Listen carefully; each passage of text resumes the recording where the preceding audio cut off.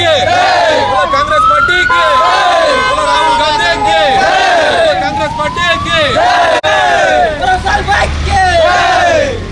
ಅನ್ನದಾತ ಅವರು ಈ ಕರ್ನಾಟಕಕ್ಕೆ ಅನ್ನದಾತ. ಯಾಕಂದರೆ ಅವ್ರು ಬಂದ ಮೇಲೆ 5 ಯೋಜನೆ ಏನು ಕೊಟ್ಟರು ಆದ್ದರಿಂದ ಬಡವರು ಬಗರು ಎಲ್ಲ ಸಮಾಜದವರು ಬದುಕೋತಾರೆ. ಇವತ್ತು BJP ಅವ್ರಿಗೆ ಕೆಲಸ ಇಲ್ಲ.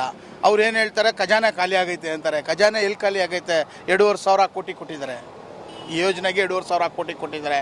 ಮೈಸೂರು ನಗರದಲ್ಲಿ ಈ ಬರಿಮಂಡಪ ಎಲ್ಲಿ ನಾವು ನಿಂತಿದ್ದೀವಿ, ಇಲ್ಲಿ ಭಾಳಷ್ಟು ದೊಡ್ಡದು ಅನುದಾನ ಕೊಟ್ಟಿದ್ದಾರೆ.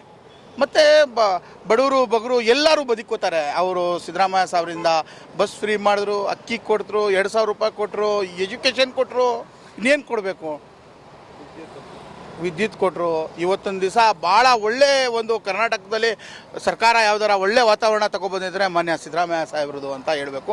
ಮತ್ತು ಅದೇ ರೀತಿ ನಮ್ಮ ತನ್ವೀರ್ ಸೇಠ್ ಸಾಹೇಬರು ನೇತೃತ್ವದಲ್ಲಿ ಇವತ್ತು ಭಾಳಷ್ಟು ಜನ ಸಮಾವೇಶಕ್ಕೆ ಸೇರಿಸ್ತಾ ಇದ್ದೀವಿ. ನಾವು ಅದೇ ಹೇಳೋದು, ಒಳ್ಳೆಯದಾಗುತ್ತೆ. ಎಲ್ಲ ಜನ ಈ ಸರಿ ಸಿದ್ದರಾಮಯ್ಯ ಸಾಹೇಬ್ರ ಜೊತೆಲಿ ಇದ್ದಾರೆ.